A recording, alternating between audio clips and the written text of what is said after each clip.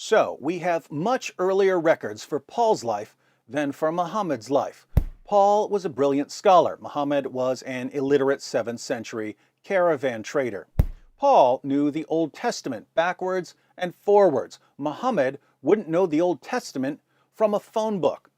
Paul was a contemporary of Jesus. Muhammad was born more than 5 centuries later in a different country. Paul spoke all of the relevant languages. Muhammad spoke none of the relevant languages. Jesus sent Paul as an apostle, but condemned Muhammad as a false prophet. Paul tested his revelations. Muhammad didn't test his revelations even when Allah told him to. Paul's message and authority were confirmed by Jesus' original apostles. Jesus' original apostles condemned Muhammad's teachings as the teachings of an antichrist. Muhammad's other revelations about historical figures destroy his credibility. Paul's don't. The historical method supports Paul's view of Jesus and refutes Muhammad's view of Jesus. Muhammad's teachings were heavily influenced by paganism. Paul's weren't. Muhammad's message flowed directly from his surroundings and his psychological state. Paul's message required a radical transformation. Muhammad lived a morally reprehensible life. Paul didn't. Paul confessed his sins and repented. Muhammad justified his sins and continued in them. Muhammad's revelations were self-serving. Paul's weren't. Paul's revelations made him a better person. Muhammad's revelations made him a worse person. Paul won converts through peaceful preaching. Muhammad won converts primarily through bribes and threats. Paul endured greater persecution than Muhammad. Muhammad was spiritually disturbed. Paul wasn't. Paul performed miracles. Muhammad didn't. Paul died an honorable death as a martyr. Muhammad died a disgraceful death as a false prophet. The Quran affirms the reliability of Paul, but Paul condemns Muhammad. Muhammad's message self-destructs. Paul's doesn't. Muhammad's message insults Jesus. Paul's message honors Jesus. Muhammad's message insults God. Paul's message honors God.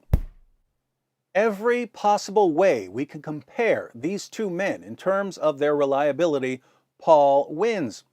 So we're looking for someone to tell us the truth about Jesus. And on the one hand, we have Paul, who may be the most trustworthy human witness of Jesus ever.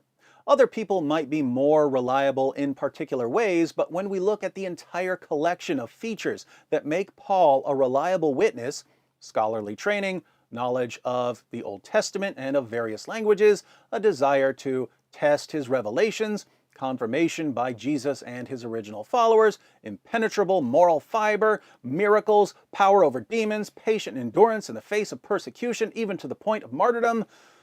Who's more reliable than the Apostle Paul? Are you starting to understand why Jesus chose Paul as an apostle? On the other hand, we have an illiterate caravan trader from the wrong place at the wrong time who stands condemned by Jesus and by his original apostles and by Paul, who didn't test his revelations, who delivered all sorts of nonsensical revelations about other historical figures, who was influenced by his pagan surroundings and his abnormal psychology, who lived a morally reprehensible life and justified his sins and received self-serving revelations, who won converts primarily through bribes and intimidation, who was spiritually disturbed, admittedly delivering a revelation from Satan and claiming to be a victim of black magic, whose entire message self-destructs because he affirmed books that contradict his own book, whose message insults God, Jesus, and Jesus' apostles, and whose death exposes him as a false prophet according to the standard supplied by his own revelations. Show me anyone less reliable than Muhammad if we're having a discussion about Jesus.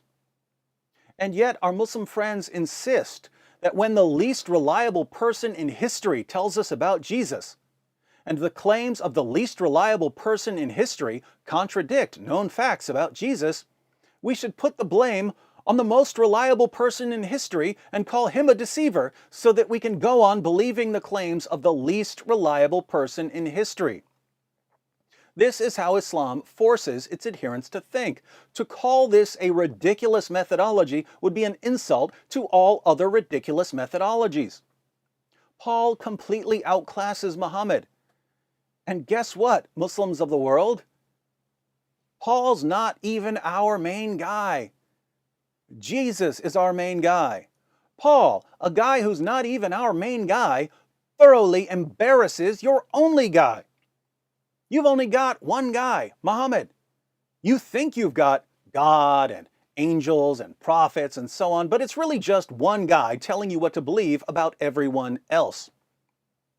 One guy telling you what to believe about 50 other guys doesn't mean you've got 51 witnesses. It's still just one guy. In Christianity, we don't have to base our beliefs on a single witness. The prophets who came before Jesus confirmed his message. Jesus' disciples confirmed his message. The Father confirmed his message. The Holy Spirit confirmed his message. Angels confirmed his message. We have a cloud of witnesses affirming our beliefs even without Paul. Paul is simply another witness confirming the gospel. And all of our witnesses, Father, Son, Holy Spirit, angels, prophets, apostles, men, women, Jews, Gentiles, everyone is united in affirming the core of the gospel and in condemning Muhammad as the most obvious false prophet in history. But when Christians follow the example of the Apostle Paul, and we show you how many lies you've believed because it never occurred to you to question what your leaders and your parents told you, you get angry at us. You don't get angry at them for filling your heads with nonsense. You get angry at us. And to that I reply, in the words of the Apostle Paul, have I now become your enemy by telling you the truth?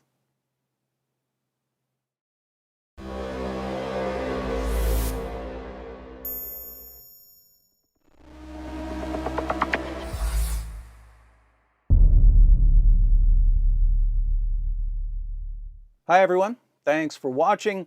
In case you stumbled upon this video while browsing or searching, I wanted to let you know that it's part of a series comparing Paul and Muhammad, and this is the end.